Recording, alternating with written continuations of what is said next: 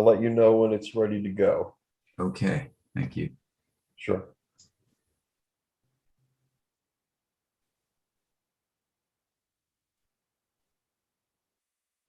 And you're good to go. Thank you. Good evening, everybody. Welcome to the Williamsport City Council meeting. It's Thursday, November 4th, 2021, and we're meeting remotely. We'll move to item 1, approval of City Council minutes dated October 18th, 2021. Is there a motion and a second from council? So moved. Second. Motion and a second. Any corrections or any comments from council members? Hearing and seeing none. Mrs. Frank on the motion, please. Mr. Yoder, Yes. Mr. Mackey, Yes. Mr. Pelisi, Yes. Mrs. Katz, yes, Mr. Banks, Yes. Ms. Mealy, yes, Mr. Allison. Yes. Motion passes 7-0. Thank you, Mrs. Frank. We'll move to item 2, limited courtesy of the floor, and we've had no requests tonight. We will move to item 3, and would you read that in short form, please, Mrs. Frank? An ordinance amending Part 1 of the codified ordinances of the City of Williamsport in first reading. Thank you, Mrs. Frank. Is there a motion and second from council? so move, Second. Moved and seconded. Mr. Yoder, you're going to address this item and inform the public about what this is all about. Certainly. Good evening, President Allison, my colleagues on council, members of the administration. What you have before you is an ordinance amending Article 111 of the rules that govern council. What this does is creates a standing committee to provide formal oversight of the Bureau of Transportation, River Valley Transit. We've kind of talked about this for a number of months. I think ever since we started to go through the process of the Act 44 performance review with PennDOT. And this actually was a formal recommendation from PennDOT after those conversations had started. But in light of the audit that came out 2 weeks ago and a lot of the discussion that was had in the Finance Committee then, you know, I at least members of the Finance Committee agreed and the administration agreed that this would be a good step to take to formalize council's role as the board of directors and a more strict mechanism for formal oversight. Just to kind of go over this, taking a stab at a first pass at putting a committee together. Like I had mentioned, this is a formal standing committee that mimics what we already have in place with finance, public works, etc. Same rules, same everything for operations, etc. that govern those committees would govern this. Looked at the same structure. So this would have 3 members of city council, the mayor, the city controller, the director of finance administration. And I'll be the first to note that role. We've had numerous discussions, and I think we're waiting on the administration to provide some feedback on what they see that role looking like. So that certainly could change. That language just currently mimics what we have in the administrative code from our work last year. And regardless of what that position looks like, for discussion purposes, at least I thought it would be valuable to have that in there, regardless of what that role looks like. That, at least to me, individually made sense. And then a couple of individuals from River Valley Transit, obviously the director or general manager, the chief financial officer, the controller, and the compliance officer, all from River Valley Transit. In my mind, you know, and this is certainly up for discussion, we really didn't dive into the weeds on this in finance, and I'll let Liz address the discussion in finance. But as we look at ensuring compliance with state federal regulation, as we look at you know, implementing various initiatives, measures, and recommendations from PennDOT, from FTA, as we look at regionalization of that is something that we've certainly discussed. And it could be certainly appealing for the city and the region. All of those things are something that this could easily provide a formal mechanism, oversight avenue for us to ensure council's fully involved, fully to the level that they need to be, and ensuring things are progressing nicely in line with legal aspects, recommendations, all that kind of stuff. So this is a starting point. We've got 2 readings. Got to start somewhere, and I think this is a good foundational starting point for these discussions over the next 2 weeks. So I'll yield the floor. And this was reviewed in finance and forwarded to the full body with a positive recommendation. Thank you, Councilman Yoder. Councilwoman Mealy, it was reviewed in finance. This item was reviewed in finance, President Allison, and forwarded with positive recommendation. I would, however, note that the term review in this case is a little bit of a term of art. The finance meeting ran pretty grotesquely long on Tuesday, and I think by the time we were reviewing this item, it was around 2:45 or perhaps even a little closer to 3, and Mr. Yoder had to depart the meeting. So we introduced it, we discussed it very, very briefly, and then we sent it on to the full body of council for a more in-depth discussion, just because, as I said, we really got into the weeds on a handful of other items, and this one got short shrift. With my apologies to Mr. Yoder at the time, and again now. We didn't really discuss this heavily. That said, I think while it was certainly appropriate for it to come before finance, it might be more appropriate for it really to be an item for greater discussion by the full body of council. This is a decision really related to a lot of the issues that we know have cropped up to RVT, thanks to the audit, thanks to some other items that we've seen in the news recently. And the question of how best to create oversight over River Valley Transit, at least until the point when potentially it becomes its own authority, is a discussion, I think, for all of council and to a certain extent for the administration. Mr. Yoder is right, of course. This was the step that we discussed as what seemed appropriate, just in light of recent developments and in light of really the necessity for having a group of people with some experience with transit regulations who were in some way overseeing the operations of the transit arm, of our transit arm. That said, I'll defer to other members of council for discussion on this. Okay, thank you. Councilwoman Katz. Yes, after we discussed this briefly, I think we all aware that what we said in the last few months is that council was not privy to a lot of what was going on with RVT. And this is bringing this to the forefront, where now I think we will all be informed of what's going on and what we can do better to work with RVT. I think this committee will be a benefit all the way down the line, be it when they start going through to becoming an authority, but it proves that this is much needed. I made the statement a couple of weeks ago when the audit was presented to us.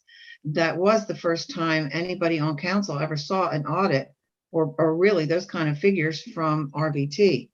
And I think everybody was kind of surprised that we weren't aware of all this. I think this committee just puts it in the proper perspective of how we will be more informed on how we can run the city more efficiently. So I think this is a fantastic idea, and the quicker we can get this going, I think the better off we're going to be. Thank you, Councilwoman Katz. Councilman Palizzi, he had his hand up. Thank you, President Allison. No, I just quickly wanted to state I wanted to commend Councilman Yoder for kind of taking this one by the horns, and like you said, it is a first step, but it is something that we definitely, I think, we need. So I just wanted to say to Councilman Yoder, thank you very much for getting in front of this and doing a lot of the heavy lifting on this one. My pleasure. Go ahead, Adam. You had your hand up. No, so I was just going to make a couple other comments. For one, so this would be a standing committee. In the event, certainly, that this would be move into a regional authority, because in the past we've talked about an ad hoc one way or the other. I think having the teeth of a standing committee is important, from just the legitimacy, that kind of thing. But if there would be a regionalization effort when we could easily get rid of this, I don't think that codifying this is changing this in the event that the approach of RVT changes is not a monumental undertaking. And I just wanted to throw out, if there are suggestions to change this, I can take some notes. And if it's easier for the group, we can draft some language and make amendments at second reading, or if we want to try and do them now, we can do that if there are any. So I just wanted to offer that to the group as well. Thank you. I think, yeah, and your point's well taken. Well, first of all, yeah, I too thank you for crafting this, Councilman Yoder. This is a good jumping, and I think the timing is pretty good on this, considering the audit where it's the first real concise definitive statement in a legal setting that we've gotten about the problems that exist, where we could really focus in. So the timing is perfect on this. And as he said, if an authority is created, of course, we know what an authority operates like. We're all familiar with the Water and Sanitary Authority, and they're governed by a board that makes those decisions that need to be made.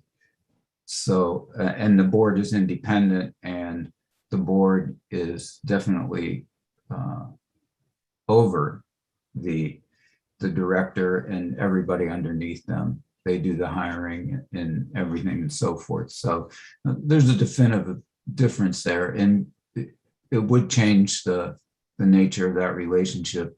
And I think the only thing I'm thinking in the meantime is that we need the governance and the financial oversight aspect, obviously.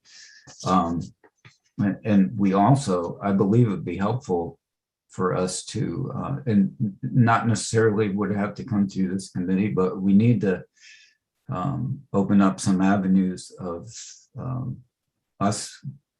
council being educated about transportation in general, so that we're speaking the same language that's being spoken between the Bureau of Transportation, PennDOT, FTA, whoever is involved there, so that we have just transportation 101, I'd say, where we understand some of the dynamics which were lost in the past or not addressed in the past.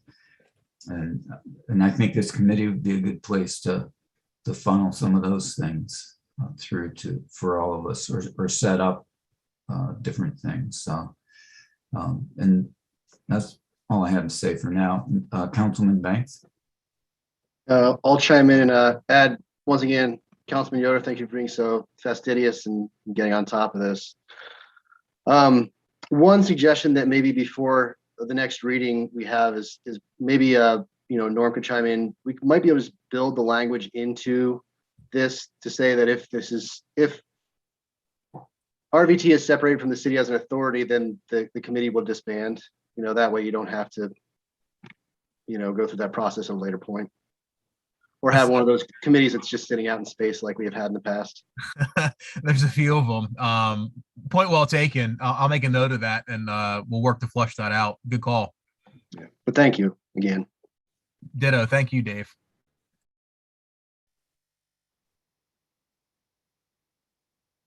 Anything else from council members? Mr. Winder, do you have anything to? Yeah, I just want to ask a couple questions just for clarity. Only because the way that it all was read, and this is not in any disrespect in any way, I just want to make sure that everybody has a clear picture of what Mr. Yoder is proposing. So it would be the same as a finance committee where council would be the committee and the administration from RVT would be the ones presenting to council. It wouldn't be where the administration at RVT is part of the committee, correct? Correct. Okay, I just want to be sure about that because it kind of ran together a little bit and I didn't want people to think that it was the other way. The other thing is, through the meetings we've been having with other municipalities about local share, and this is going to kind of go to Mr. Banks's comment about, having that hang out there in space. Other municipalities hold on to a transportation committee only because, like, when the local share comes up, that's the committee it's presented to. They discuss any route changes in their community, etc. So even if we do become an authority here at RVT, it may still be a good thing to hold on to your committee just for that purpose. That's it. Thank you. Thank you, Mr. Winder. Good points. Other comments or questions? I'm just trying to think, Randy, do we have any, we don't have any sort of standing committee in the city related to like the Water and Sewer Authority or the Parking Authority, correct? Correct, not. Yeah, well, we would need to think it through, but I think at least currently I might recommend putting in sunset language on the committee, and then we could always go back and remove that if we felt like there was a need for the committee to continue. The one other question that I had, Adam, and I don't know that an ordinance is the appropriate place to put this, but it might be something that either council or the administration should be considering contemporaneously, is that it seems to me that these 3 committee members should perhaps be required to have some sort of specialized training. To go through a course with the state. I believe that we heard that mentioned at some point in the past. And I don't think that an ordinance is the proper place to put that, but perhaps we need a bit of a policies and procedures element for an oversight committee like this one. Otherwise, I fear the oversight is similar to what we're currently exercising. Councilwoman Mealy, I completely agree. We've all heard that transit's its own unique animal. And as soon as you start to peel back the onion layers, it doesn't take many layers to realize that it is completely. And I've referenced it a number of times throughout the year, and I'd encourage it again. Take a look at the Act 44 performance report. There's a lot of reference to various grant mechanisms, legal aspects. There's really good information in there that I think essentially backs up what you're saying, Liz. And I completely agree. And there are resources out there. I know as council, we went through a board training last year. There are other options out there to really hone in on specific aspects of that, all of which are very good. We should certainly do that, and especially the members of this committee should do that. And I even think it'd be good to do that as a committee, not even just council. That way we know for sure everybody's talking the same language. The full-time employees and elected officials in the city have the benefit of focusing more on this, but more is good. So I would echo those sentiments, Councilwoman Mealy, and thanks for pointing that out.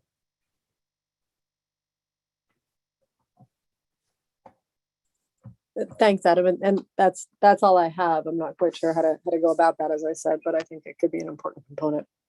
And I guess the only other question, so this is a standing committee. The only, as Mr. Winder pointed out, the only voting members are the members of council, correct? Yeah, we could if we if we need to have other voting members of the administration, we could change that. I believe we could incorporate that into this ordinance. The way that this reads, it mimics our other standing committees, and that's the way that the article itself is written. So that's all covered based on the way Article 111 reads, as well as Robert's Rules of Order. So we can change that if we need to, but as it stands, yes, that is correct.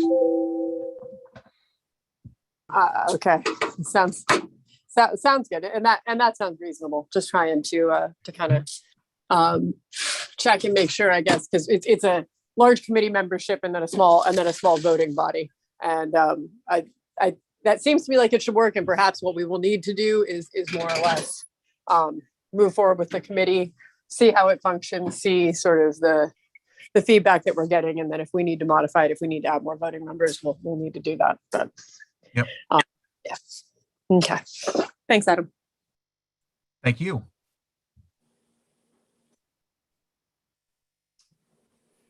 Are there any other questions or comments from council or administration? Okay, hearing none, we'll have the vote on first reading, please, Mrs. Frank.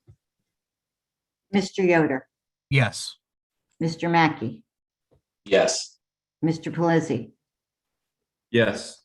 Mrs. Katz,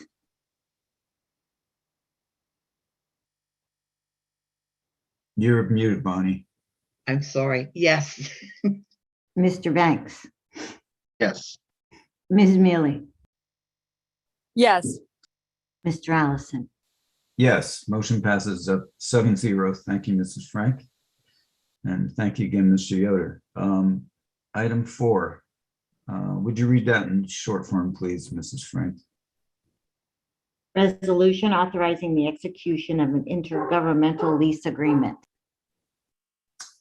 Thank you, Mrs. Frank. Is there a motion and a second?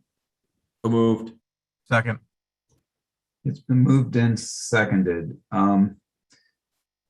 There were questions raised in the Finance Committee regarding some of the things pertinent to this lease that Solicitor Joe Nagy has the answers to, and unfortunately she had a conflict tonight and could not be here. So it's not going to cause any timing problems if we put this off for another 2 weeks. So I'm suggesting we table this and for tonight, since we can't get those answers, and we definitely want to have everything assured and in order before we approve the lease. So is there a motion to table? So I'll make a motion to table the lease agreement. Okay, there's a motion to table. Is there a second? Second. Motion in a second. I think it's pretty straightforward unless anybody has any comment about that. Randy, if I could just make a quick Yeah. question on behalf of the Finance Committee. I just to be clear, while there were a number of questions about specific elements of the lease agreement, none of them were really deal breakers. There were just a handful of inconsistencies that I think we wanted some clarity on. Places where perhaps the document needed to be lightly edited, and it seemed wise to make sure that we knew which inconsistency, which of the two different pieces of language was the accurate one before we move forward. So we're just kind of waiting on Jill's word on that. But yeah, just to be clear, the Finance Committee didn't have any overarching huge concerns or anything like that. It's not a showstopper. It's just just some questions. So thank you for that perspective, Councilwoman. Okay, we'll have the vote on the table. To table, please, Mrs. Frank. Mr. Yoder, Yes. Mr. Mackey, Yes. Mr. Pelisi, Yes. Mrs. Katz, Yes. Mr. Banks, Yes. Ms. Mealy, yes. Mr. Allison. Yes, motion to table passes 7-0. Thank you, Mrs. Frank. And we'll move on to item 5. Would you read that in short form, please? A resolution awarding the trash removal contract for years 2022, 2023, and 2024 for the city of Williamsport. Thank you, Mrs. Frank. Is there a motion and a second on that? So move. Second. It's been moved and seconded. And this is Mr. Winder.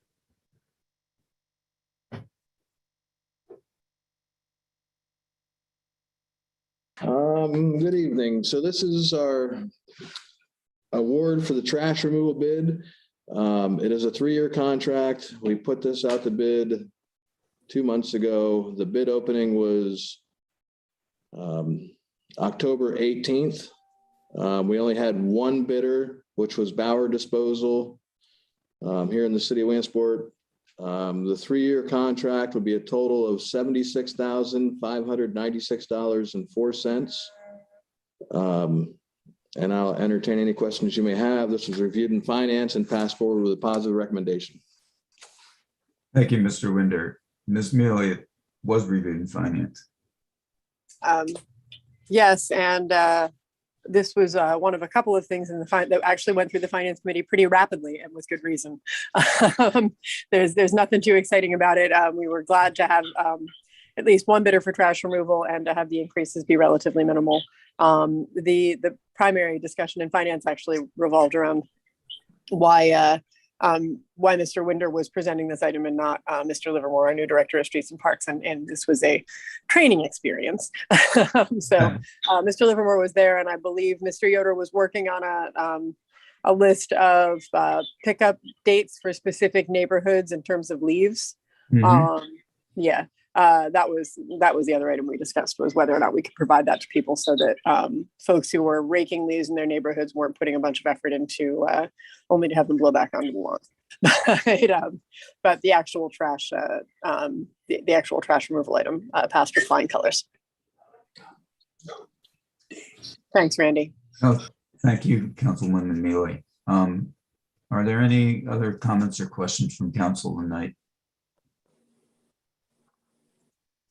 Okay, I hear and see none. This is pretty straightforward, and we approve this every few years. We'll have the vote then, please, Mrs. Frank. Hey, actually, Randy, can I ask one quick question of Mr. Winder? Certainly. Since he's sort of at the nexus on the trash removal question I wanted to ask. Mr. Winder, I know last year we discussed that RVT compensates the city for some elements of this trash removal program. Is that still the case? And can you tell me which elements those are again? Yes, ma'am. Let me get through here and Trade and Transit 1, Trade and Transit 2, River Valley Transit. We have trash cans placed along bus stops throughout the city. So it would be those ones. The exact number I can flip through here and find for you, but let's see what else. Church Street parking deck, 3rd Street parking deck, the public CNG station up here at Public Works, the fueling station that everybody within the city uses between Public Works and RVT. Running through the list, make sure I don't miss anything. I think that'll do, Mr. Winder. That answers my question of the arrangement is still in place and more or less the same number of spaces are still traded off between the city and RVT. Yes, ma'am. So that's good to hear. Just wanted to make sure that particular financial cooperation hadn't changed over the last year and I wasn't aware. Okay, thanks, Randy. We can move on to the vote. And if I can just add a little more, also like the events that recreation or the city sponsor, 4th of July, for example, that is in this contract, the Street Food Festival, the Williamsport Welcomes the World. And then we do get reimbursement from like Backyard Broadcasting for the 4th of July trash removal, as well as the chamber for the Williamsport Welcomes the World. So we do receive reimbursement from those individuals as well for the trash removal for those events that we do sponsor.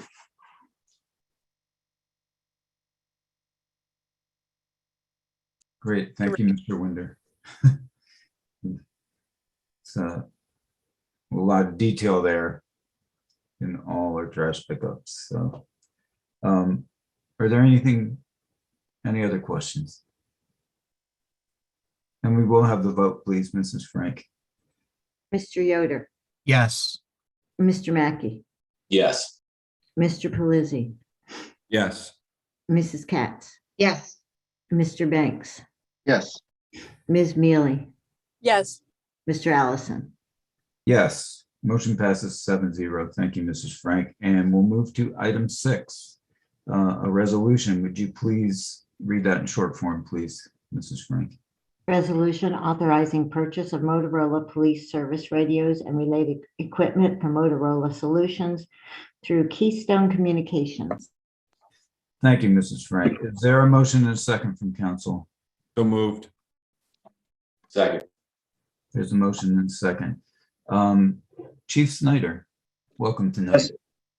Good evening, President Allison and members of council. Tonight I present to you a resolution authorizing the purchase of 67 APX 8000 series radios, as well as 24 APX 4500 enhanced radios and related equipment from Motorola Solutions through Keystone Communication Services out of Northumberland. The total cost of the purchase would be for a total of $470,361.29. We're looking at this amount to be allocated from the American Rescue Plan Act funds. Breakdown of the radios is I have 67 portable handheld radios. That would be 47. That would be for the WBP officers themselves. 15 portable handheld radios for SRT personnel, and then 5 additional spare radios. Then we would also have 24 mobile or vehicle contained radios. So a breakdown of that would be 22 mobile radios for our police fleet vehicles, 1 mobile radio for SRT truck, and for the one for the armor SRT truck. If you break it down, the 67 portable handheld radios are at a total cost of $312,989.56. Then the 24 mobile or the vehicle contained radios are a total $93,749.64. And then the related equipment that would constitute such things as batteries, the software, the installation, and et cetera, would be for a total of $63,622.09. I did provide an attached quote from Motorola Solutions with an itemized list detailing the cost and the breakdown of all the equipment, and as well as the CoStar's contract that provided. So Keystone's Communication Services is CoStar's participant. This is all checked through our city solicitor and approved. So I'll open up for any questions. Thank you, Chief Snyder. I believe this was reviewed in finance. Yes, sir. Yes. Councilwoman Mealy? Yes, it was. And it was forwarded to the full body of council with a recommendation to table for the time being. We had this was one of the items that took up a fair amount of time in the finance committee. We had, council and administration had agreed a couple of months ago, around the time that we were discussing the Bowman Field scoreboard, that prior to spending funds out of the American Rescue Plan Act funding, it was prudent for us to have a plan for how we intended to expend those funds. A written plan that pardon me? I'm sorry. I didn't have. Okay. A written plan that council and the administration had both agreed to, and then that we had sent through both the city solicitor and one of the city consultants, just to get written verification that the items that we were planning to expend ARPA funds on were in fact eligible for that expenditure. I think the idea being to avoid any sort of a grant snafu. We've had a handful of moments in the last couple of weeks where we were hoping to spend funding from X line, on something, and then it turned out that we couldn't at the last minute, and we want to make sure that we're clear on what we can spend the ARPA funds on.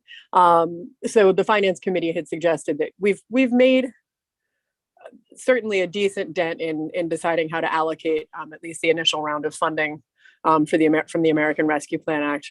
The mayor said that he had something in writing that I believe he's planning to forward to council. I don't think I saw it come through yet. And that he thought that we could organize a meeting within the next week or so to finalize that sort of plans for an initial round of ARPA funding and then send it off to the solicitor and the consultant for approval. So Finance Committee recommended that we table this item for the next 2 weeks in order to allow that meeting to happen, the approvals to come through, and then we can move forward with this purchase. The idea not being to slow down the process, although I think this is an item that we've frankly been talking about for 4 years now, but to make certain that we follow a process with the expenditures and don't willy-nilly begin drawing down those funds without a plan in place. That said, the actual purchase of the radios that we established, as I said several years ago, that we needed to upgrade our radios, and we've been working to find funding for that ever since. And the American Rescue Plan Act funding, which it appears is a valid expenditure, couldn't have come along at a better time to enable us to do that before the radio system officially times out.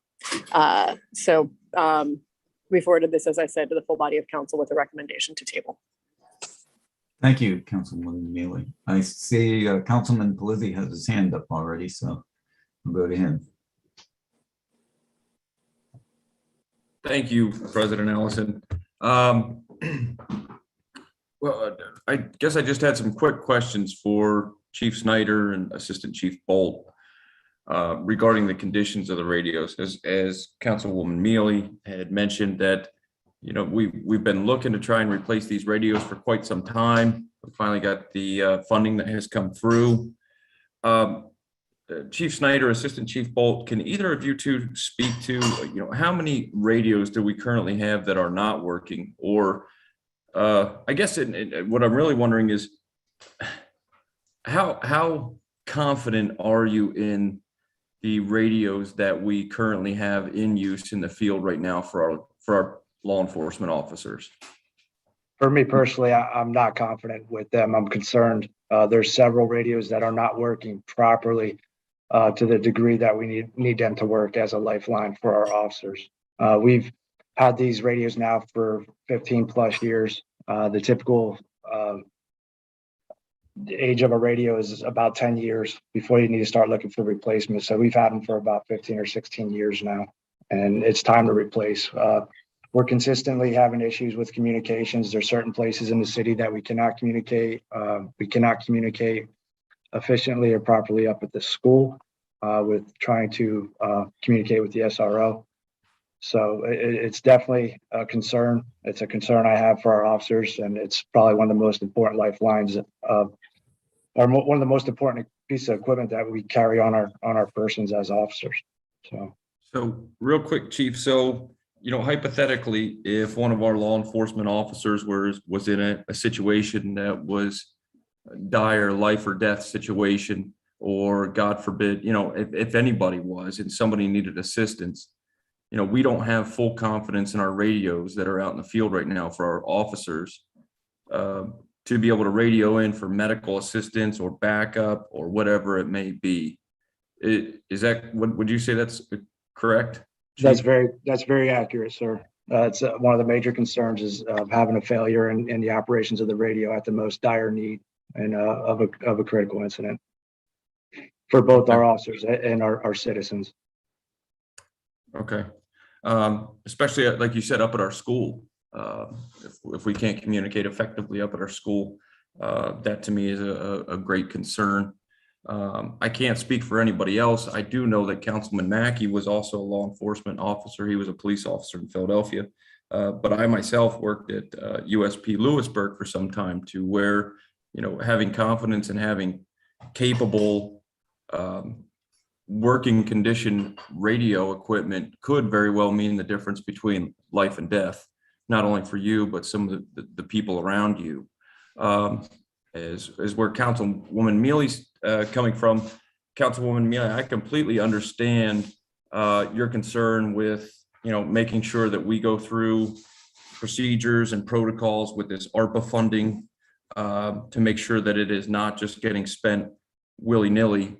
But me personally, I think we've been working on getting this funding for these radios for, God knows how many years. I think Councilwoman Meal alluded to about 4 years at least that we've been working on finding the funding for it, and that we finally do have the funding. I certainly don't. I would love to be informed moving forward and go through, the procedures and have a very clear understanding moving forward. But to me, this is something that I just can't justify in my mind tabling this and taking a gamble with not only the livelihood of our law enforcement officers, our police officers, but also the livelihood and well-being of every other resident of the city, or anybody visiting the city or driving through the city. So me personally, I would rather, I do not want to see this tabled. I'm not worth, I'm not for taking that risk. And with that, I appreciate the time, President Allison. Thank you. Certainly, thank you. Mayor Slaughter? Just real quick, I did send out the list. I can resend it to Councilwoman Mealy. I did send out the full draft working list of what we spoke about at the first two ARPA funding public working sessions. So I can resend that out to you, Councilwoman. And Mayor Slaughter, if I might add, sorry. Checked on that. I apologize. I thought it was an email from Adam that it originated with Adam, but it originated with you. I apologize about that. Anyway, sorry, Adam. That's okay. I was going to also add, we had this for the Finance Committee also, and I thought I forwarded it to you, Liz, but Mayor Slaughter did get confirmation from Keller Partners that this is an allowable use. I know we had asked for additional from solicitor or what have you, but if you don't have that, I could forward that to you also. And thank you, Mayor Slaughter, for getting that. That was an ask of us. And I appreciate you sending that over. Absolutely. And I did CC all of the solicitors on the email too. And at this point, there was not any concerns raised as of now. And they did confirm, as Councilman Yoder pointed out, Mr. Keller did confirm with the specific language from the ARPA guidance of where it was eligible. Thank you. Councilwoman Katz? Yes, this is a question for the chief. Chief, how are the guarantees with these radios? Is there a couple of years guarantee, or are they giving you any guarantee? Well, the lifespan of the radios is about 10 years. So they're guaranteed for that. So if anything goes wrong with 1, 2, 10 of them, that the company stands behind them? as far as I know, I can double check on that for you, but I believe so, ma'am. Yes. I think for our benefit, so we know if there's guarantees that we have it on record. The other thing with these radios, are they going to be in tune with the county's radios at Penn College also? Yes, that's one of the issues, ma'am, is because if we don't move on this within the next few years, we're not going to be able to communicate with anybody. Okay, so that's it. And yeah, everybody else around us has upgraded, and we're one of the last ones, so we need to upgrade our radios so we'll be able to continue our communications here in the future. Okay, those are my two questions. I just wanted to make sure, see a guarantee, and if we were going to be working in conjunction with the county and the college. Hey, Randy, can I ask one follow-up question of the chief as well? Absolutely. Chief, just one quick question, and this relates really to, I think, so the issue, I remember that the radios came up for discussion. It would have been 4 or 5 years ago when they were end of life. And that the issue that has dogged the city, of course, is the $500,000 replacement cost. And my concern, of course, is that in much the same way that we're currently lamenting having done with City Hall, we will utilize ARPA funds to replace the radios this time, but not make any plans for replacing them again in the next 10 years. Does the administration have any proposal, any kind of set aside planned so that we can know that we have the funding when the time comes that these radios reach end of life to replace them without waiting for some sort of a Hail Mary like the American Rescue Plan? Yes, ma'am. It's a good question. One of the proposals that I plan to make, and for whoever's in this position years down the line, for them to do a cyclic plan. So what I would propose, and obviously I have to look a little bit more into it to get a more definitive plan, but I would propose making the purchase of so many radios per year. So if you break it down over a period of a couple of years, you could break it down as simple as half your patrol division gets radios for the first year. And then the next year would be year 2, you'd be purchasing radios for the other half of patrol. Third year for your supervisors and your agents, something along those lines is what my proposal would be to offset the cost. So you're not getting hammered all at one shot, especially with the cost of $500,000.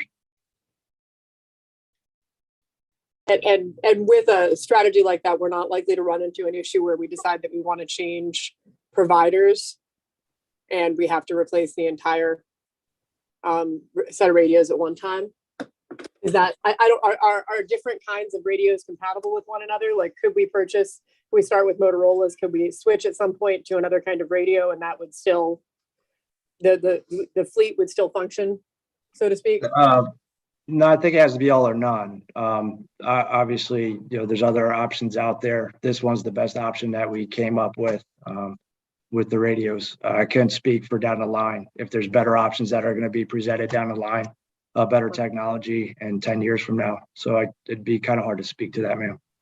Got it. I guess I'm just saying if we're replacing them every year or two, then a handful every year or two, which I think makes good sense, much as we have historically done with our police vehicles.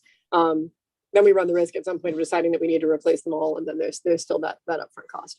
But I think clearly some sort of a plan for how to avoid a single big expenditure at one time is extremely desirable.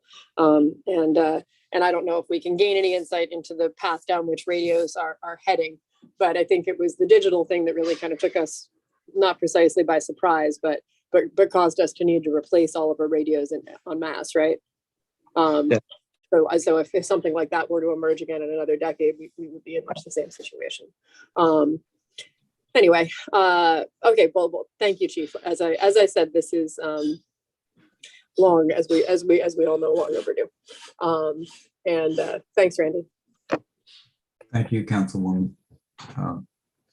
Mr. Mackey had his hand just up before yours. Adam, please go ahead. All I was going to say, Chief Snyder, that might be something worth including in the resolution.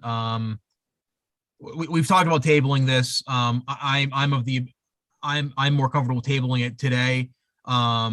Should it get tabled, it might be worth including that in the resolution when it is passed. That way there's record of it in the archives, it's in the minutes. And whenever it comes time to revisit that in 5, 7, 10 years, when the likely chance of none of us being here happens, there's a formal record of that, and future administrations and future councils would be a little bit ahead of the game. So if that's not a large undertaking, that would be an ask, and I think of value for the future, if you wouldn't mind.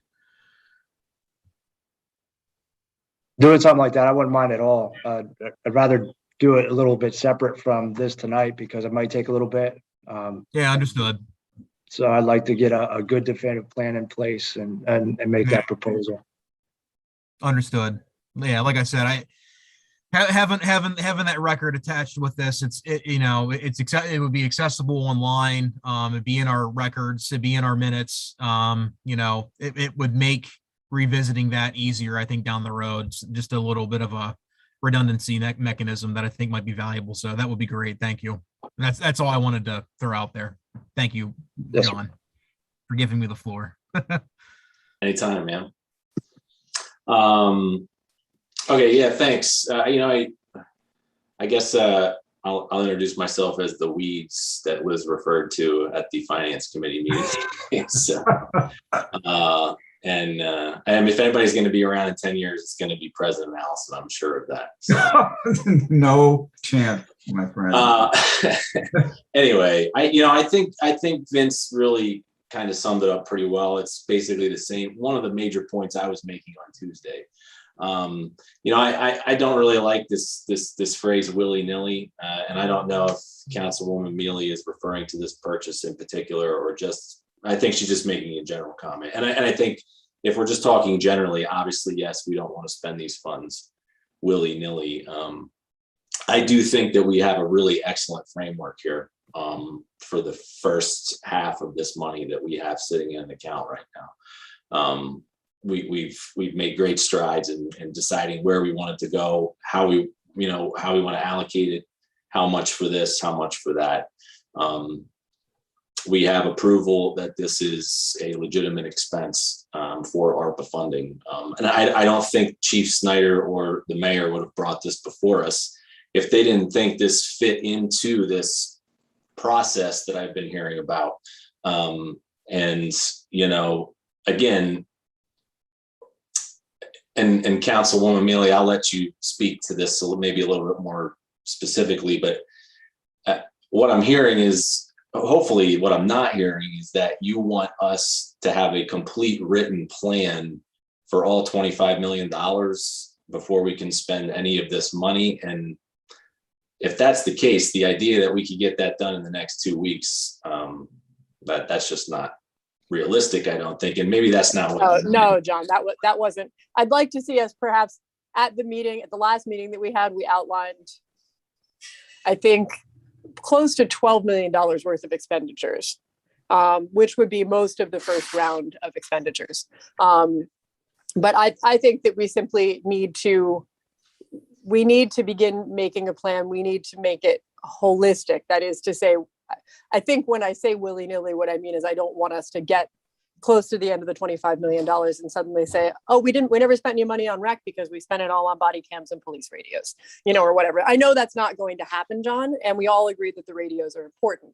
I'm using it as an example. You know what I mean? I want to make certain that we are planning to spend funds in all the sectors that we consider important for the city. And I think we made really good headway on that at the last meeting, but we haven't written it down, all mutually agreed that these are all projects that we think are of value and that this approximate dollar amount is the right amount to dedicate to those projects. And then made certain that we can do that. And part of the reason I bring that up is because I'm also getting emails from the city engineer a couple of times a week talking about how he wants to move forward with X project and Y project. They're items that we talked about at that meeting, but we have not formally confirmed that they're items that we want to commit spending to. Okay. And I want John Sander to be able to move forward with certainty that these are actually things that we intend to spend money on, like splash parks. You know what I mean? And the same for the police. If body cameras are a direction that we want to go in, then we need to dedicate that. That way the police can begin doing research on body cameras and know they're not wasting their time. Right? Okay. Yeah. Thank you for that. Thank you for that clarification. Again, and as I mentioned on Tuesday, I think we need to be able to do more than one thing at a time here. This idea that if we say yes to this, we're not going to be able to say no to something else. That argument just doesn't hold water for me. And I understand there's a lot of people that want to do a lot of different things, and we have to look at each one of those individually within the framework that we've already established. When it comes to this specific issue, looking at it for what it is, this is a public safety issue. And as Vince said, not only for our police officers, but for everybody that they protect in the city. I was not at that last ARPA meeting. I had to work, but I did listen to the whole meeting today. And there was, to start, was what I heard, $1 million allocated to public safety. The mayor has broken that down even more specifically. And I think we all agree that this is a good way this is a legitimate purchase that needs to be made. So let's not delay it any longer. And that doesn't take away our ability to say no to anybody else down the line. is what I'm saying. So obviously, it's no secret that I will be voting no to tabling this as well tonight. Councilman Pelizzi's had his hand for quite some time. Thank you, President Allison. It's kind of one of the nice things about not having my camera on is I can raise my digital hand and I don't get tired. Speaking to Councilman Yoder's point, Mr. Lubin, if we were to pass this resolution tonight, are we able to come back and amend this resolution at all? Or you know, to Councilman Yoder's point, if we wanted to do that to make sure that, you know, what we were discussing is in a record?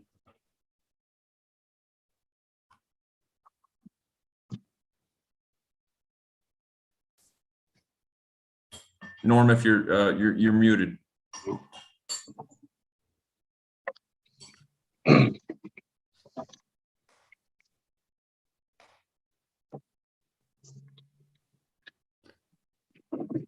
Okay, well, I'll just hang on to that question, Okay. and we can circle back around. Right. Councilman Yoder then, till we. Yeah, so I was also not able to make that last ARPA session. The only comment I'll make in relation to that, I went back and looked at least the public safety section. I did not get the impression that council was saying yes, $1 million, we're 100% funding $1 million, or specifically funding radios. That might have happened somewhere else in that meeting. I did not get that impression from the nugget that I saw. We have talked about the need for radios a few times on my time on council, beginning of last year before COVID hit. We talked about it at budget time last year. We talked about it at the ARPA funding session as well. Each time, I mean, the need has been adamantly expressed. This is the first time, to my recollection, that this has been expressed as an emergency, though, and you know, it very well may be. But even in events of emergency, you know, I think speedy diligence is appropriate, but diligence in ensuring we've got all of our ducks in a row related to an expenditure of this magnitude is very, very appropriate. And you know, with our discussions in finance, you know, I do believe we're close. I do believe that we are close in, you know, having agreed upon buckets, agreed upon, you know, specific projects. I think that we're close, and I think that speedy but necessarily diligence is appropriate to still take. I'll be voting table, but I did want to throw that out there. You know, from my recollection, this is the first time it's been an emergency, so I think that makes us go faster. But I do think that we still need to exercise a bit of caution here, and I hope that we will. So, John, I appreciate your points. Well taken. Mr. Pelizzi, appreciate yours. Liz, Randy, Bonnie, Dave, everybody. A good discussion here, and I'm thankful for it. We have a couple more hands up. I think Dave had his hand up first. All right, I win this round. I would be a no to table only because you know, our failure to push through the ARPA funds package is on us for not scheduling the meetings. You know, we could have had this done by now, and so for the police department to come to us and say, well, we've talked about allocating these funds, everyone seems to be on board with allocating these funds, but then for us to say, well, we're going to put it off because we didn't schedule a meeting, I think is on us as council. That's not the fault of the police department or public safety. And if we look at the mayor's document that he sent us, I mean, you know, the police funding for the percentage of our overall budget and what they've asked for in ARPA funds is not congruous. You know, they've asked for a very small amount in compared to, what we spend on them every year. So for something that has tactical value or potential tactical value, yeah, I would be a noted table, but it's my 4 cents. Councilman Mackey. Yeah, I guess just to follow up on Councilman Yoder's point, what I don't want to do is get hung up on terminology here. Has the word emergency ever been used before? I can't say yes or no to that. But what I do know is that these radios have been unsafe for years, at least since I've been on council, and that's been about 2 years. And quite honestly, we've been lucky. We've been lucky that nothing has happened. And the reason we haven't done anything about these radios is because we haven't had the money to do it. And I don't know whose fault that is. But I do know we have the money now, and I know we have a really solid plan in place. It might not be completely written down, but it's a solid plan, and I think we all agree that this is necessary. So the idea that we'll again continue to wait, it just doesn't seem right to me. So again, I don't want to get hung up on terminology, I guess is my point. So. Thank you, Councilman Pelisi. Thank you again, President Allison. The question I have, well, I have a couple, but Norm, or can you hear us now? Are you able to unmute?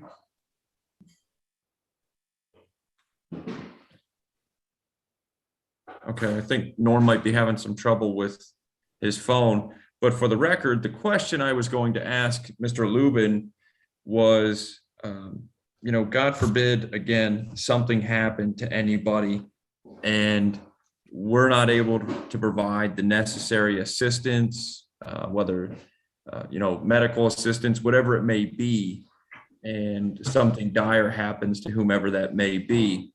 I wanted to ask for Mr. Lubin's input. What kind of position does that put the city in then?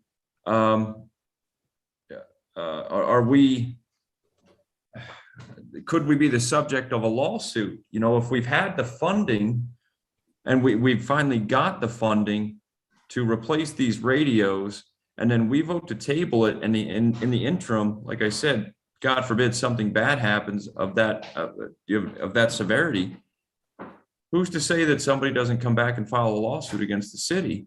I'm not a legal expert. I don't know. But that was the question I wanted to ask Mr. Lubin for the record. The other question and this is just for everybody in general, and I'll take anybody's comment that could speak to this, is okay, we've gone through, we've looked at some of the ARPA funding, we've looked at what we were going to allocate to the police department. We know exactly what these radios cost.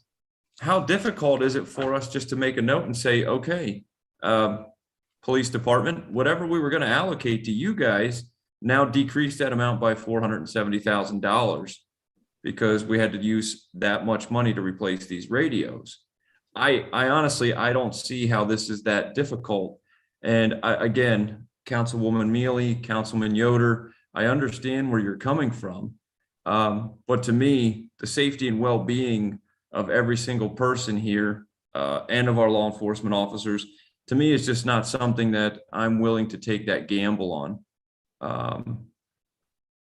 And that's just, that's where I'm coming from. That's the last you'll hear me speak to it. I think I've made my case quite clear that I am, in this case, I am definitely against tabling this.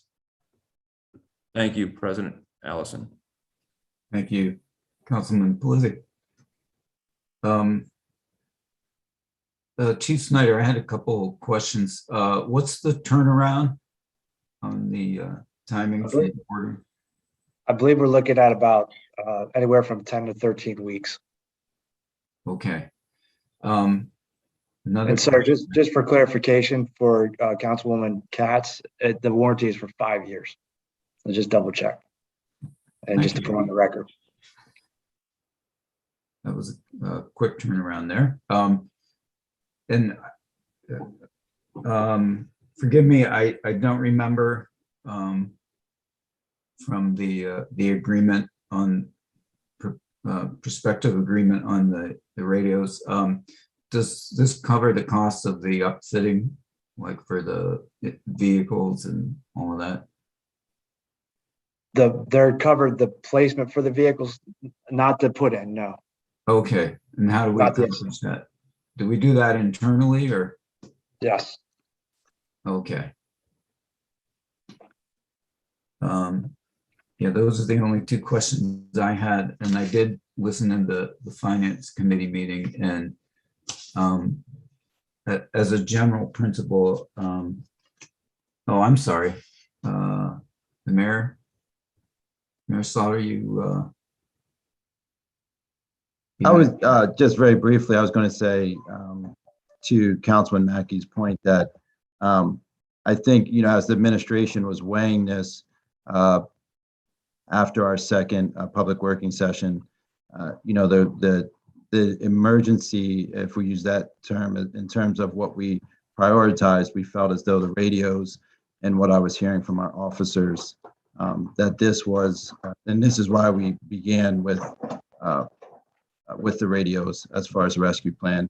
The rest of it, obviously, I'm in full agreement,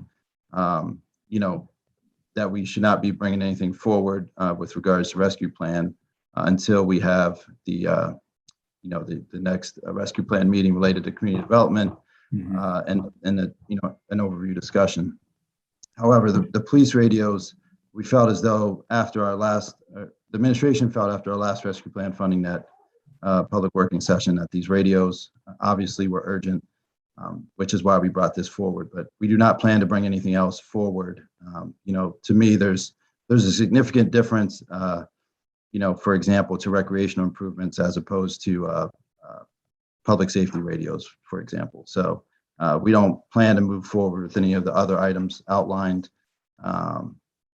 after these radios until we have additional discussions. That's all I want to say. Thank you, President Allison. Sure. Yeah, you're quite welcome. And it's been a really good discussion tonight. And yeah, I think we're, Councilwoman Mealy?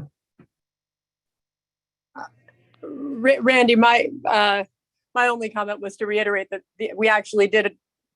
the administration did come forward and ask us to authorize the use of ARPA funding for the Scoreboard Foundation a couple of months ago, which I think was what generated the whole discussion of how we needed a plan in place before we moved on spending any ARPA money. So just to put that out there, and that was the reason that I was advocating for a plan in the first place, and the reason that I continue to advocate for a plan now. As I said, I think, frankly, even in the course of this meeting, we could set the time for the next meeting to verify the first round of ARPA spending, because I know that Derek had sent out a handful of dates. And so if it's helpful to have a discussion about it, we can do that now, and I would be comfortable with that. But I will continue to maintain that while I think we should move quickly to figure out how we're going to allocate some of that funding, I think that we need to make that step before we move forward with this purchase. Thanks, Randy. Thank you, Councilwoman Mealy. To your point on setting the date, while we're all together here, we have had some discussion on the next date. So I'm going to go down a little side route here. One of the proposed dates was Wednesday, the 17th at 7 p.m. And a few have chimed in that works for them.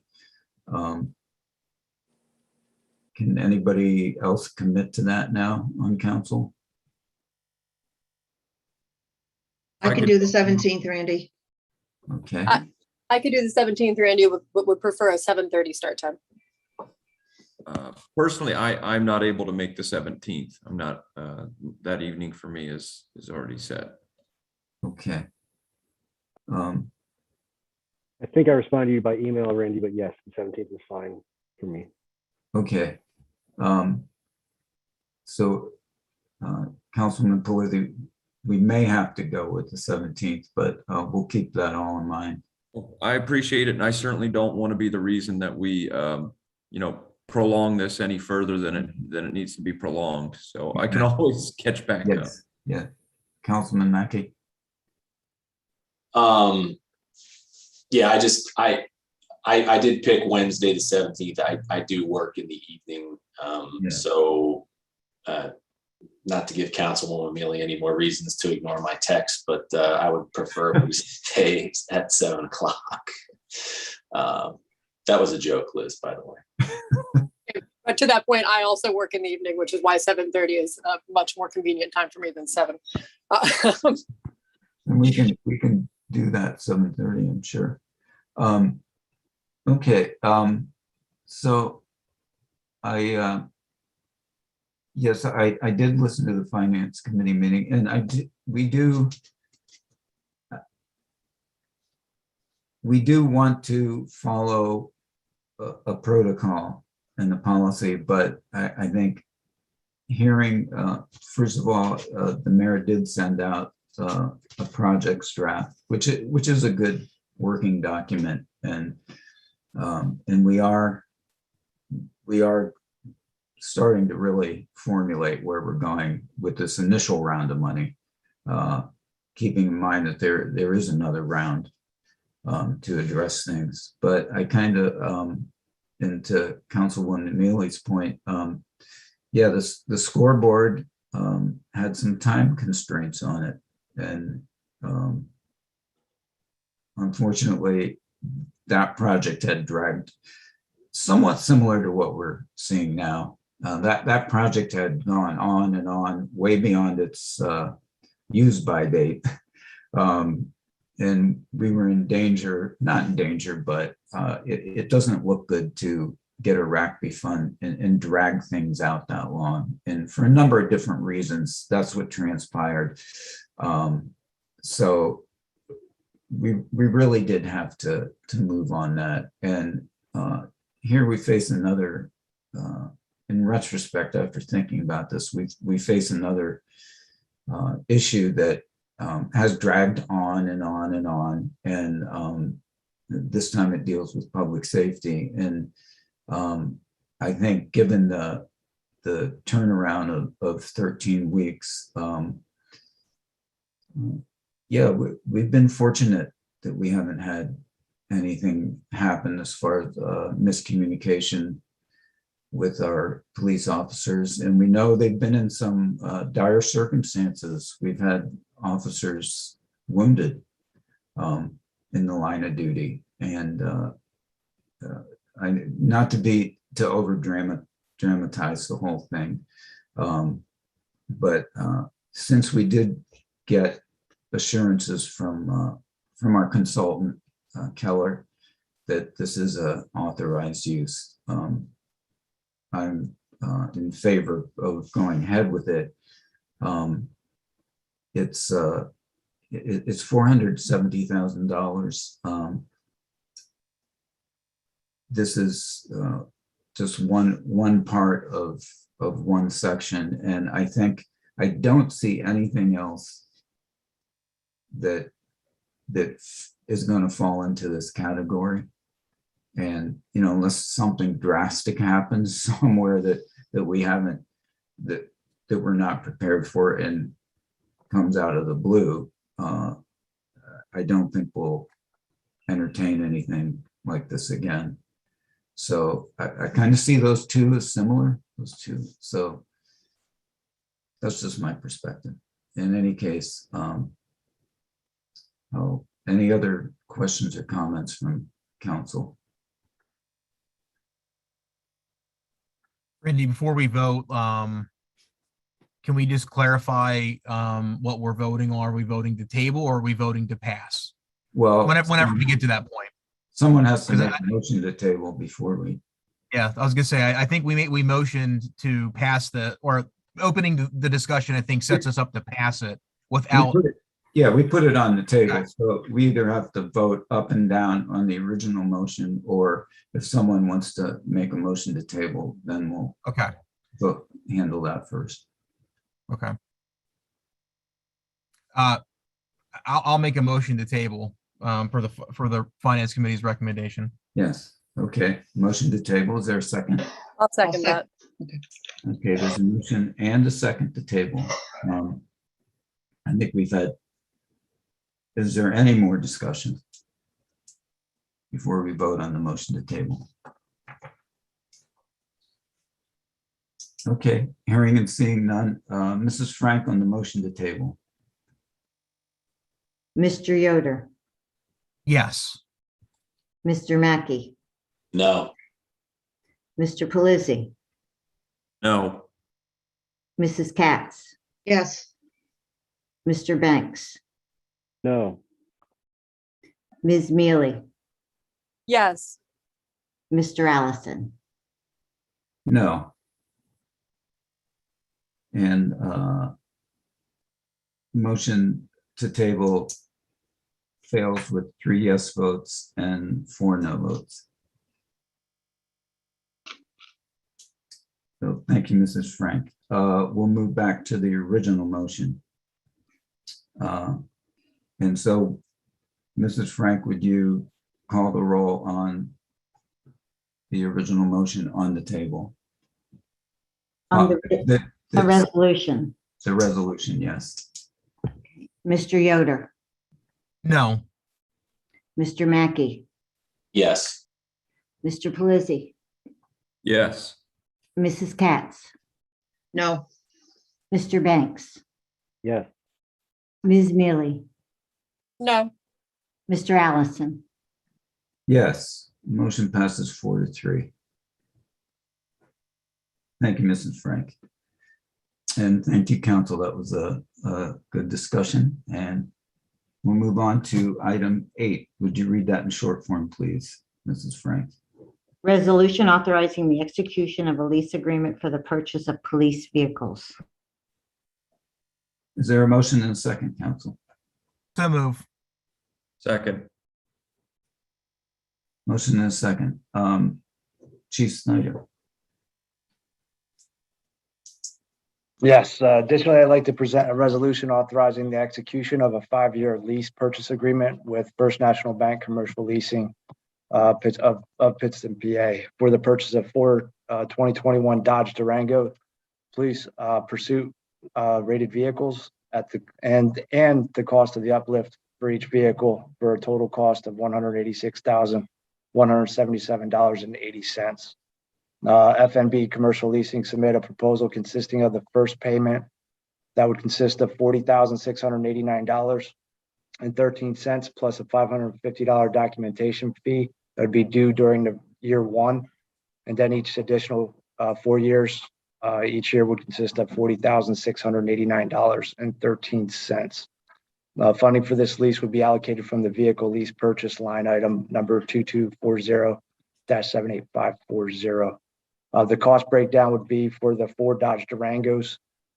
Each individual Durango would be at a cost of $36,095 for a total of $145,080. And then for the Durango vehicle upfits, each vehicle would cost $10,274.45 for a total of $41,097.80, and that would give you the total of the $186,177.80. I'll open up the floor for any questions, sir. Thank you, Chief Snyder. This was also reviewed in Finance, Councilwoman Neely. Yes, this item was reviewed in the Finance Committee and forwarded with a positive recommendation. We did request a vehicle listing from the police department just so that we could better visualize the number of vehicles that were currently impaired. Officer Bolt, Assistant Chief Bolt, just sent that to us, but Chief, could you go over with me which vehicles on the list are impaired? That wasn't a part of the listing. Yes, I have the vehicles out of service right now. We have vehicle 6.2, 6.3, 6.7, 7.1, 7.2, and vehicle 9.1 that are out of service at the current time. Okay. 7.1 isn't even on this list. Has it been out of service for a while? Yes, Okay. What is its function usually? it was a patrol vehicle. Oh, okay. All right. Yeah, because it didn't even make the list. Yes, it was, because it was put out of service officially. It was decommissioned and can no longer be used. Okay. So just to be clear, some of those vehicles, well, 6.3 is a 2018, 6.2 is a 2016. Just looking, so none of our absolutely new vehicles are out of service, correct? No, You not said- out of service, but there was repairs that had to be made for some of those vehicles. We have utilized our entire repair budget this year to keep our vehicles on the road. Okay. Got it. And it's November. So you said 6.2, 6.2, 6.3, 6.7, 7.1, 7.2, 9.1. Did I miss any? No, that's it right now, ma'am. Okay. So six total vehicles out of the fleet out of repair. And Yes, sorry, they're looking in to- for repair right now, and 7.1 is decommissioned. got it. And so it looks like that's a marked patrol, an unmarked and marked. Sorry, I'm just looking to see what functions they all perform. Yeah, these are all Yeah, patrol all vehicles. but one. Looks like one's an unmarked patrol, right? Yeah. Okay. Still a patrol vehicle though. We do have a couple unmarked. Just mean they don't have the paint concept of the Williamsport police on them, but they still are patrol vehicles. And anyway, Randy, the primary discussion at the finance meeting on Tuesday, well, and I'll defer to other members of finance who might have a different recollection of it, but this is a lease agreement. So the total amount of funding that is required to purchase and upfit these vehicles is $185,000. Per the lease agreement, we'll pay $205,000 for the purchase of spreading that financing out over the next 5 years. And to be clear, it is, as currently proposed by the administration, it is the next 5 years.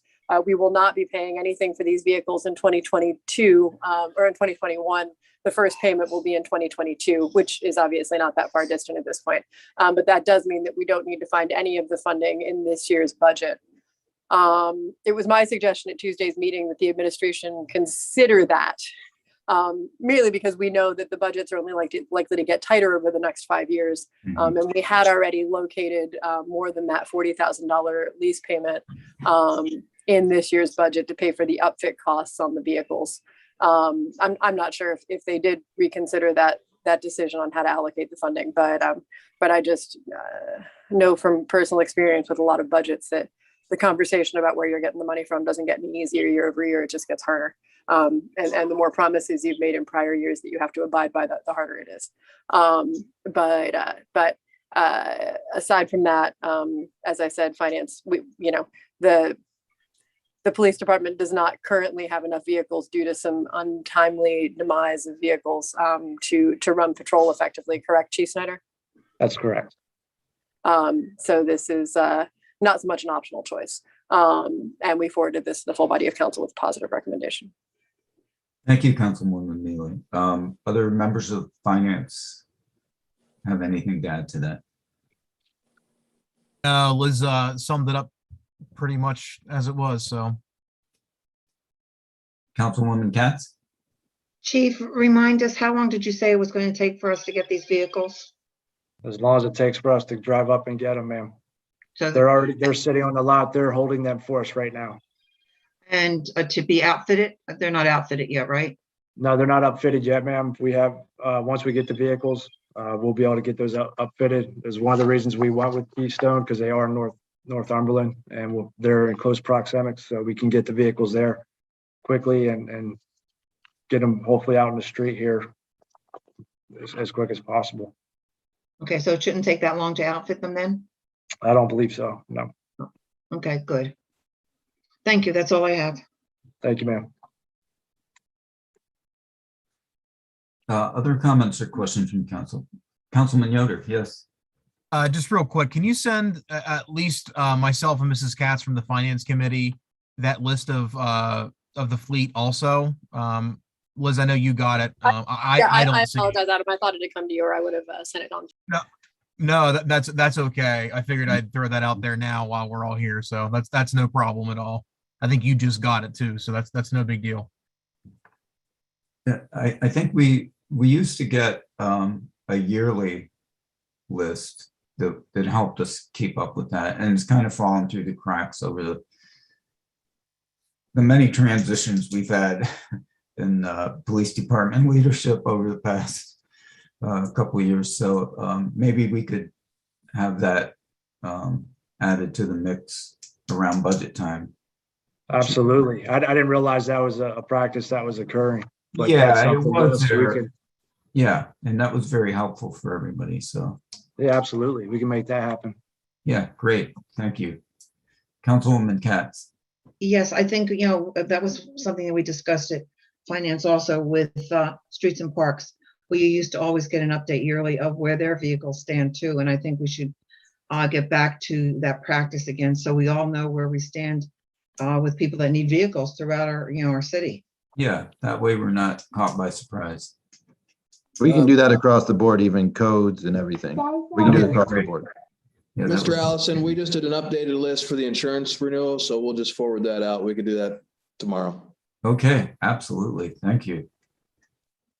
Well, all you have to do is ask and you get all the answers all at once. Thank you, gentlemen and ladies. Councilman Mackey. Yeah, I apologize if this question was asked and answered in a meeting in the finance committee meeting. Just a technical question, Chief. These Dodge Durangos, are they all-wheel drive? Are they optional four-wheel drive? All-wheel drive. Okay. Okay, yeah, I was just curious. I feel like there are some Durangos that are rear-wheel drive only. And I know from experience, those cars are very difficult to handle in the snow. Yes, sir. Yeah. Okay. And these vehicles are located in New York, upstate New York. Is that correct? Yes, they're in Niagara, New York right now, sir. Okay. Well, that's a beautiful drive. So if you need somebody to drive one of those cars back, I'd be willing to volunteer. Might take you up on it. I would also like to volunteer for that. All you just want to go be leaf pickers and peepers. It's going to be beautiful. Absolutely. Okay, if there's no more, are there no more questions? I don't see any. So we'll have the vote on item 8. Mr. Yoder, Yes. Mr. Mackey, Yes. Mr. Pelisi, Yes. Mrs. Katz, Yes. Mr. Banks, Yes. Ms. Mealy, Yes. Mr. Allison. Yes, motion passes 7-0, and that was item 7, not item 8. We will move to item 8 now. Thank you, Mrs. Frank. And Mr. Nar, you're up to bat. Good evening, President Allison and members of council. What I'm presenting to you tonight is a subdivision request for Marsu Realty LLC and Peter Nicole Corser. The property is tax parcel 75012-207. It is located in the R1A zoning district. It is currently a vacant lot. The proposal is to subdivide that vacant parcel into 2 lots. Lot 1 will contain 2,981 square feet. That'll actually be added on to 364 Lincoln Ave. And the other parcel was lot 2 will contain 2.979 square feet. That will be added on to residence at 372. So basically it's a vacant lot being split by those 2 residences. It was reviewed by both Lycoming County Planning as well as the city planning and both gave positive recommendation. Thank you, Mr. Nar. Questions or comments from council members tonight? Mr. Banks. Yes, Mr. Nar, I just you'll have to excuse my ignorance. But when parcels are subdivided like this, you have 3 parcels that are becoming 2 parcels. Does it change the taxation of those parcels, like the total tax value? It'll be very limited. This is we've addressed this a couple different times with Nick Grimes, and it's a very minimal change because again, it's just a sitting vacant lot just being added over to the other. I wouldn't say more than maybe from an appraisal standpoint, probably only have a couple $1,000. Thank you. Other questions or comments from council members? Okay, hearing and seeing none, is there a motion and a second on item 8? I'll move. Second. There's a motion and a second. We've had no more questions, so Mrs. Frank on the motion, please. Mr. Yoder, Abstain. Mr. Mackey, Yes. Mr. Pelisi, Yes. Mrs. Katz, Yes. Mr. Banks, Yes. Ms. Mealy, Yes. Mr. Allison. Yes, motion passes, 6 yeses, 1 abstention, or no negatives, and 1 abstention. Thank you, Mrs. Frank. We will move to item 9, and Mr. Nar's up again. Yes, what I have before you tonight is a 1-lot subdivision. It's tax parcel 71004-211. It is currently located in the ML zoning district. It is off of Mosser Ave. What they're proposing is to take lot 1, which will be 15,000 square feet, and subdivide that off of the residual. The residual is owned by L&A Futures LLC, and that will remain at 3.0419 acres. Again, it was reviewed by both Lycoming County as well as city planning with positive recommendation by both. Thank you, Mr. Nar. Is any questions from council members? Mr. Banks? Just a comment on this one. In my review of the plan, per the PennDOT Type 5 maps, that's actually Mosser Avenue Extension. So if there's a revision done to the plan, they might add that. Correct. Yeah, because it's on the plan, it just says Mosser Avenue. So that's my Right. Yeah. We did ask them to go ahead and change it. I do have the plans that I have here has that correction for that. Okay. Sorry, I do this 10 hours a day, so. Yep, understand. Yeah, we saw it, and it's something like that. Like I said, we just have them change it. County did re-stamp it, so when they record it, it'll be recorded with the corrections. Gotcha. Thank you. Yep. Thank you, Mr. Banks. Other questions or comments from council members? I hear or see none, so I'll entertain a motion on this item. So move. Second. There's a motion and a second. Mrs. Frank on the motion, please. Mr. Yoder, Yes. Mr. Mackey, Yes. Mr. Pelisi, Yes. Mrs. Katz, Yes. Mr. Banks, Yes. Ms. Mealy, Yes. Mr. Allison. Yes, motion passes 7-0. Thank you, Mrs. Frank. We will move to item 10, certificates of appropriateness for harm. Item 1 is 833, 835 West 3rd Street, emergency roof replacement for Alpha Student Housing, LLC.